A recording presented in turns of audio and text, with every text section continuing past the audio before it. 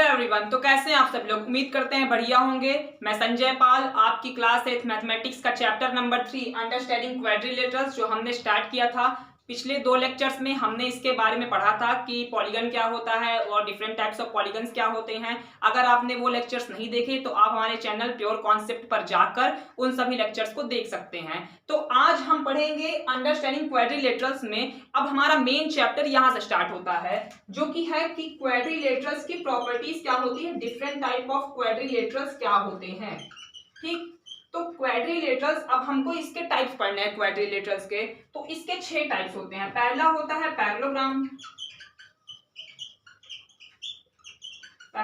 Parallelogram, दूसरा होता है रोम्बस, और तीसरा होता है रेक्टेंगल, चौथा होता है स्क्वायर,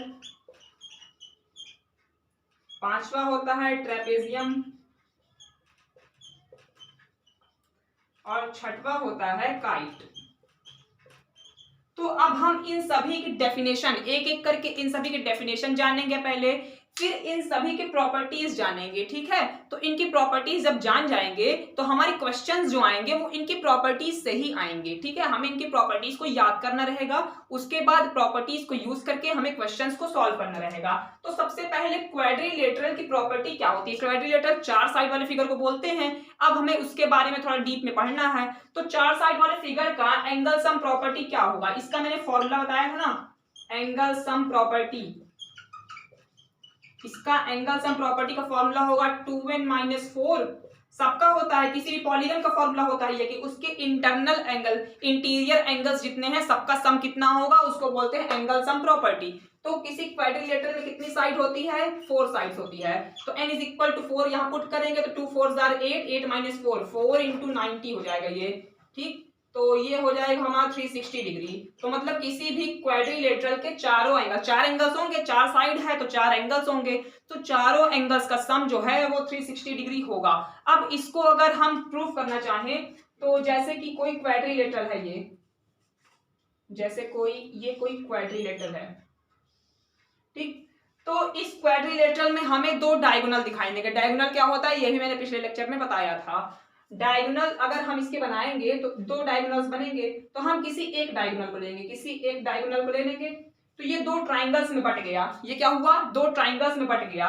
तो इस ट्राइंगल का एंगल क्या होगा, मान लो ये एंगल 1 है, ये एंगल 2 है, ये एंगल 3 है, और इस ट्राइंगल के लिए ये एंगल 4 है, ये एंगल 5 है और ये एंगल 6 है। ठीक, तो इस ट्राइंगल की एंगल सम प्रॉपर्टी, ट्राइंगल की एंगल सम प्रॉपर्टी क्या होती है, तीनों एंगल्स का सम 180 डिग्री होता है। तो इस ट्राइंगल के ये 3 एंगल्स हैं और ये 3 एंगल्स इस ट्राइंगल के हैं। ठीक है, तो इन सभी को जब मैं ऐड करूंगा, angle 1 plus angle 2 plus angle 3, तो ये आ जाएगा 180 डिग्री। ठीक, फिर angle 4 plus angle 5 plus angle 6, ये भी आ जाएगा 180 डिग्री। और हमको क्वाड्रिलेटरल, अगर हमको क्वाड्रिलेटरल का एंगल सम प्रॉपर्टी चाहिए तो हमें इन सभी को ऐड करना पड़ेगा।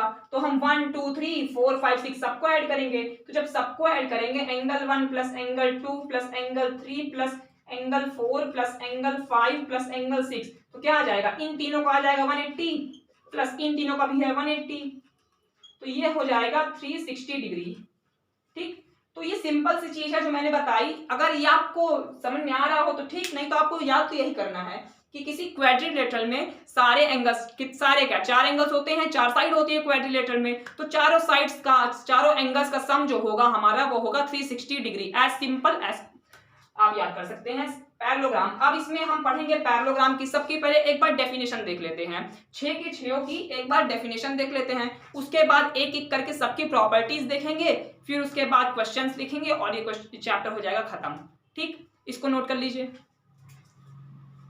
अब हम कुछ स्पेशल क्वाड्रिलेटरल्स के बारे में डिस्कस करेंगे। तो पहला हमारा है पैरेललोग्राम। तो पैरेललोग्राम की डेफिनेशन क्या होती है, अ quadrilateral with 2 pair of opposite sides parallel.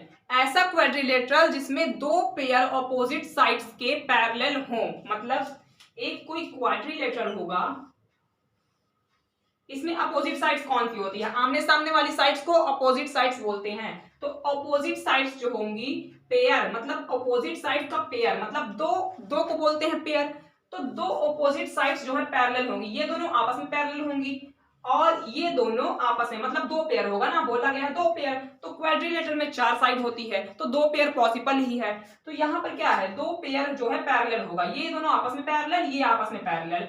अब इससे होगा क्या, इससे ये होगा कि ऑपोजिट साइड्स जो पैरेलल हैं वो इक्वल भी होगी, मतलब ये साइड इसके इक्वल होगी, ये साइड इसके इक्वल होगी, मतलब अ क्वाड्रिलेटरल बोल सकते हैं, अ quadrilateral with opposite sides, pair of opposite sides, दो पेयर होंगे तो pair of opposite sides equal and parallel. ठीक, तो पैरेलल होगा तो इक्वल अपने आप हो जाएगा, ठीक है, इसीलिए इक्वल नहीं लिखा गया है। तो ये हो गया पैरेललोग्राम की बात। अब रोम्बस क्या होता है, तो इसको हम ऐसे समझेंगे, रोम्बस जो है एक तरह का पैरेललोग्राम ही है। रोम्बस क्या है, एक तरह का पैरेललोग्राम ही है जिसकी चारों साइड्स इक्वल हो गई है। पैरेललोग्राम में क्या होता है, pair of opposite sides are parallel, तो उससे पेयर ऑफ अपोजिट साइड्स भी इक्वल हो जाएंगी, लेकिन यहाँ पर चारों साइड्स इक्वल हो जाएगी। यहाँ पर क्या है, आमने सामने वाली साइड्स इक्वल होगी, पैरेलल होगी, बट इसमें क्या होगा कि चारों साइड्स इक्वल होगी, आमने सामने वाली पैरेलल होगी और चारों साइड्स जो है इक्वल होगी। ठीक है,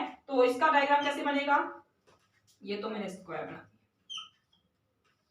ये कोई मान लो रोम्बस हो गया, तो ये दोनों आपस में पैरेलल होंगी, ये दोनों आपस में पैरेलल होगी। पैरेलल को ऐसे दिखाया जाता है, ठीक, तो अगर ये ए साइड होगी, मतलब इसका मेजरमेंट ए होगा, तो ये भी ए होगा, तो ये भी ए होगा और ये भी ए होगा।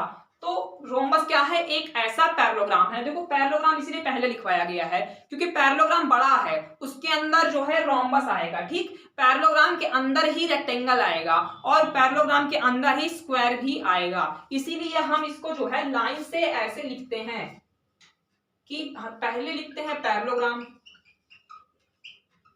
ठीक, उसके बाद लिखते हैं रोम्बस, उसके बाद लिखते हैं रेक्टेंगल, उसके बाद लिखते हैं स्क्वायर।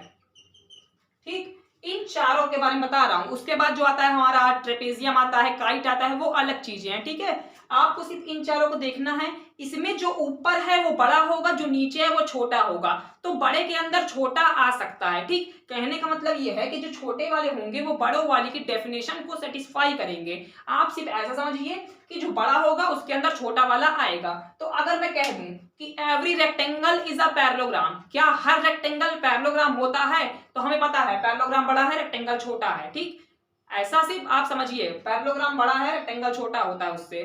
ठीक, ऐसा सिर्फ आप समझने के लिए समझिए कि तो पैरेललोग्राम के अंदर रेक्टेंगल आ जाएगा। ग्रुप बता रहा हूं, पैरेललोग्राम का बड़ा ग्रुप है, रेक्टेंगल का ग्रुप छोटा है, तो पैरेललोग्राम के अंदर रेक्टेंगल आएगा, पैरेललोग्राम के अंदर रोम्बस आएगा। ये ट्रू फॉल्स में क्वेश्चंस आते हैं, पैरेललोग्राम के अंदर स्क्वायर आएगा, ठीक, और रोम्बस के अंदर रेक्टेंगल आएगा, रोम्बस के अंदर स्क्वायर आएगा। ठीक, और हर रेक्टेंगल जो है वह स्क्वायर होता है। क्वेश्चन ऐसे आएगा, every rhombus is a rectangle. ठीक, क्या बोला गया, every rhombus is a rectangle, तो क्या हर रोम्बस जो है रेक्टेंगल हो सकता है, ऐसा तो पॉसिबल नहीं है। हमने क्या पढ़ा है, रोम्बस की सारी साइड्स इक्वल होती है, अपोजिट साइड्स पैरेलल होती है, और रेक्टेंगल में क्या होता है, रेक्टेंगल ऐसे होता है हमारा, इसमें ये हमारी लेंथ होती है, ये हमारी ब्रेथ होती है, तो इसमें सारी साइड इक्वल कहाँ है, अपोजिट साइड्स पैरेलल है, वो तो हमें दिख रहा है, अपोजिट साइड जो है पैरेलल है। तो ये जो है एक इसका एक्सेप्शन, मतलब एक जो है नहीं होगा ऐसा कि रोम्बस को हम लाइन से लिख तो दिया बट रोम्बस को हम रेक्टेंगल नहीं बोल सकते हैं, हर मतलब रोम्बस को हम रेक्टेंगल नहीं बोल सकते हैं। ठीक है, तो रोम्बस को रेक्टेंगल नहीं बोल सकते, बाकी सब में जो है ये वैलिड होगा। ठीक है, ट्रू होगा। अगर मैं बोलूं every square is a parallelogram, yes true, every rectangle is a parallelogram, true, every rhombus is a parallelogram, true, every square is a rhombus, true, और every square is a rectangle, true, ऐसे ही आएगा। बस एक क्या possible नहीं है कि हर रेक्टेंगल रोम्बस नहीं हो सकता, कोई भी रेक्टेंगल रोम्बस नहीं हो सकता। ठीक है, अब इसके बाद आगे देखते हैं, रेक्टेंगल की डेफिनेशन देखते हैं, स्क्वायर की। अभी मैं सिर्फ डेफिनेशन बता रहा हूं, इन सब की प्रॉपर्टीज के बारे में इसके बाद डिस्कस करेंगे। ठीक है, तो इसको आप नोट कर लीजिए। तो अब हम रेक्टेंगल और स्क्वायर के बारे में डिस्कस करेंगे। रेक्टेंगल की डेफिनेशन क्या है, अ parallelogram with all angles measuring 90 degree, ऐसा पैरेललोग्राम जिसके सारे एंगल्स 90 डिग्री मेजर करें। तो पैरेललोग्राम क्या था हमारा, पैरेललोग्राम कुछ ऐसा बनता था, क्या होता था, opposite sides are parallel, pair of opposite sides are parallel. अब हमको क्या करना है, इसके सारे एंगल्स को 90 कर देना है, मतलब इसके सारे एंगल्स को 90 कर देंगे तो ये सीधा हो जाएगा ना। सारे एंगल्स अगर इसके 90 हो जाएंगे तो ये सीधा हो जाएगा, तो अपोजिट साइड कभी भी पैरेलल है, इक्वल तो रहेंगे ही। तो हम जो है अब इसको सारे इंटीरियर एंगल्स क्या हो गए, 90 हो गए, ठीक, सारे एंगल्स 90 हो गए हैं। तो अब ये क्या हो गया, अब ये बन गया रेक्टेंगल, ठीक। सिमिलरली ऐसे ही rhombus with all angles measuring 90 degree, एक ऐसा रोम्बस, रोम्बस क्या होता है हमारा साइड, ऐसा रोम्बस की डेफिनेशन क्या थी अभी हमने पढ़ा है कि a parallelogram with all sides equal, ऐसा पैरेललोग्राम जिसकी ऑल साइड इक्वल हो। पैरेललोग्राम क्या होता है, opposite sides, pair of opposite sides are parallel, ठीक। तो सारे एंगल, सारी साइड्स ए हो जाएगी, इसमें सारी साइड्स ए हो गई। अब इसके भी सारे एंगल्स को मैं 90 कर दूंगा तो ये भी सीधा हो जाएगा, ये हो जाएगा, और इसमें ये सारी साइड्स इक्वल तो होती ही है, वो हमने पढ़ लिया है। अब ये भी 90 हो जाएगा, ये भी 90, और ये पैरेललोग्राम तो है ही, पैरेललोग्राम है तो इसके ऑपोजिट साइड्स जो हैं वो पैरेलल होंगी, ठीक।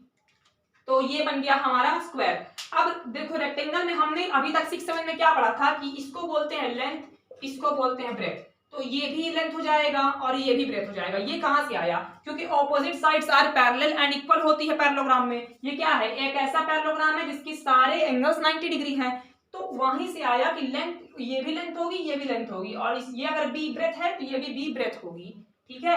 अब आप इसको नोट कर लीजिए। आगे हम देखते हैं हमारा ट्रेपेजियम और काइट, उसकी डेफिनेशन को देखते हैं। इसकी डेफिनेशन आप देख लीजिए और याद कर लीजिएगा, नोट कर लीजिए अपनी कॉपी में, रफ नोट्स बुक में नोट कर लीजिए। आगे बढ़ते हैं इसको।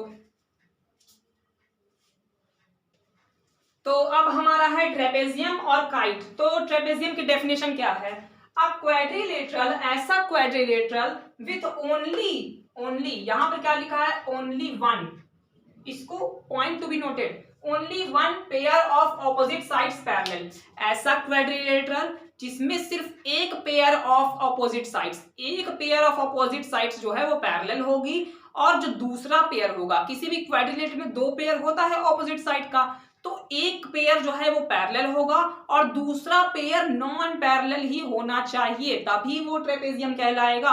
अगर दोनों पैरेलल हो जाएंगे तो वो पैरेललोग्राम बन जाएगा ना, ठीक। तो इसलिए हम जो है अब ऐसा क्वाड्रिलेटरल बनाएंगे तो जिसमें एक पेयर जो है, कोई एक पेयर जो है पैरेलल हो गया, ये देखो पैरेलल हो गया, अब एक जो है नॉन पैरेलल होगा।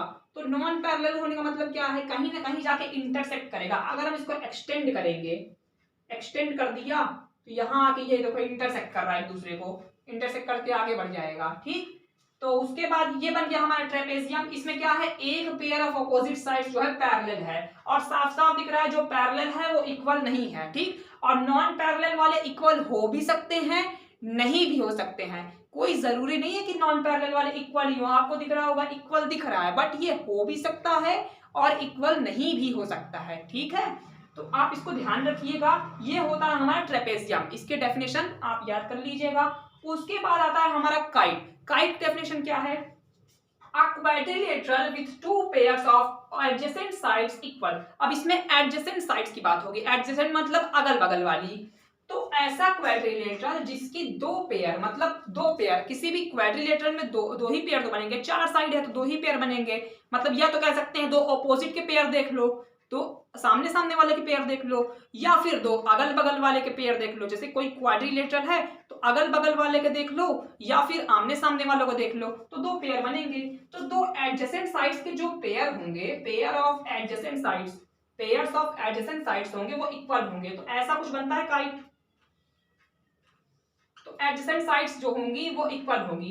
तो ये अगर ए होगी तो इसके बगल वाली होगी ये, इस वाली लेके बगल वाली को, ये दोनों आपस में इक्वल होंगी। और अगर ये बी होगी तो इसके बगल वाली ये भी जो है बी होगी, ठीक है। तो ये बन गया काइट, ठीक है। काइट में क्या होगा, pair of adjacent sides are equal, adjacent sides are equal, ठीक। A quadrilateral with 2 pairs of adjacent sides equal होगा, यहाँ पर ऑफ लिखा था ना, a quadrilateral with 2 pairs of adjacent sides equal, तो उसको बोलेंगे काइट।